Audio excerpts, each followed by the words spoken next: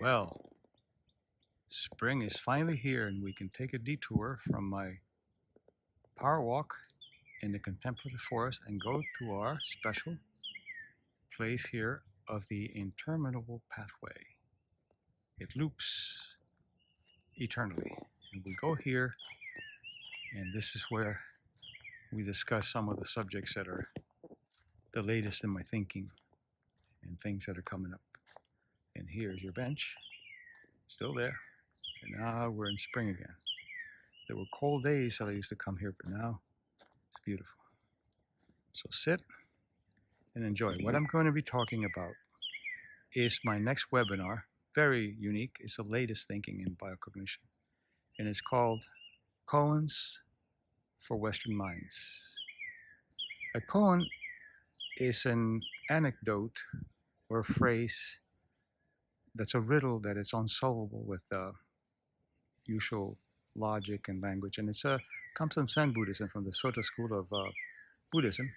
And you're given a koan of what is the color of the wind or something that doesn't have any rational solution, and you contemplate that and you contemplate until you exhaust all of the logic and language and you come to deeper levels of understanding.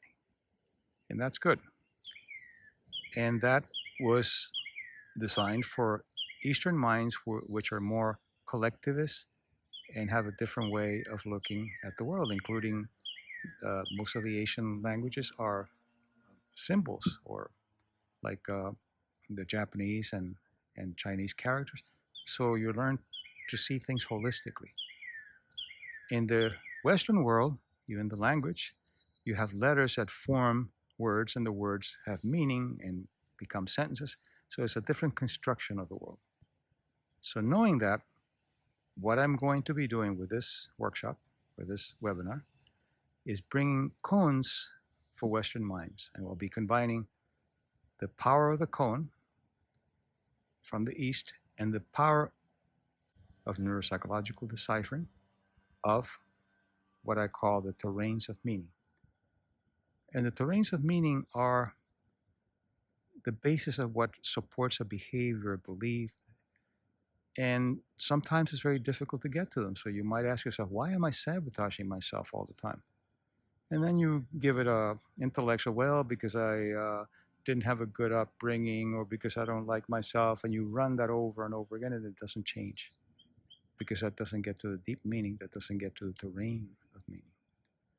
So with the Eastern koan and the Western neuropsychological deciphering methods that I've developed, you will be able to understand, not only understand, decipher the terrain of meaning that's holding you back, and also the terrain of meaning that's allowing you to grow.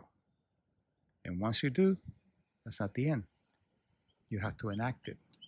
You have to put it to use so you can create the neural maps in your brain that begin to change the way that you perceive the world in certain areas. So this is why it's so important to see that Western koans, in my opinion, would be, I guess I would call them Western koans. Eastern koans, in my opinion, are best suited for Eastern minds, although, of course, a Western mind can benefit from it, and vice versa. If we bring them together and we create a type of discovery that's a hybrid of the two brains, the Eastern and Western brain, then it's richer. You get much more information and quicker and more able to sustain it and allow it to grow. So join me. It's going to be in April 29th, and you're going to learn some fascinating things about yourself. One of the koans that you can use is happiness is my greatest fear.